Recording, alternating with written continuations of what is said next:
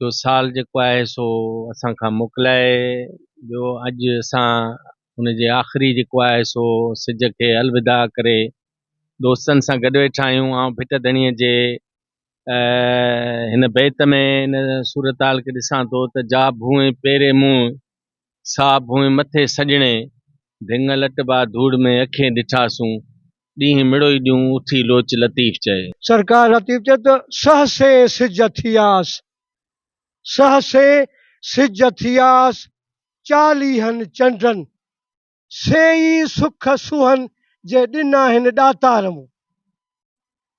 त जेको ही सिज गुज़री वियो गुज़रियल साल जो माशाअल्लाह ख़ूब थियो। हाणे ईंदड़ सिज जी असां मालिक में हिकु वॾी उमेद तवको रखूं था त हिकु बहितरीन नओं सिज उभरंदो निकिरंदो जेको असां सिंधवासी जे लाइ बल्कि पूरी आलम इंसान जे लाइ बहितर हूंदो। ऐं जेको हाणे असांजो साल हले थो उमेदूं आहिनि अल्लाह तबारक व तआला में त इहो जेको बि साल थींदो इहो असांजे फ़ाइदे में हूंदो ऐं इन में असांखे कुझु न कुझु हासिलु थींदो ऐं इन में तकलीफ़ूं घटि ईंदियूं।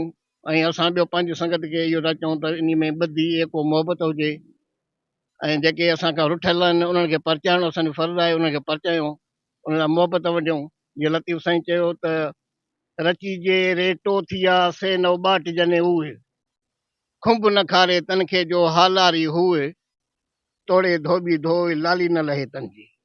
कचहरीअ में जेको आहे सो अदीबनि दानिश्वरनि शेर पढ़िया त उते सुगड़नि जेको आहे सो पंहिंजी सुघड़ाइप रखी त उते वरी फ़नकारनि बि जेको आहे सो शमीर सरगाणी ऐं चङनवाज़ जेको आहे पंहिंजा सुर ऐं कलाम ॿुधाए जेको वेठलनि खे जेको सो झूमाए छॾियो। कैमरामैन गुलाम बारी जो सां गॾु इस्माइल बारी जो सिंध टीवी न्यूज़ कोटली।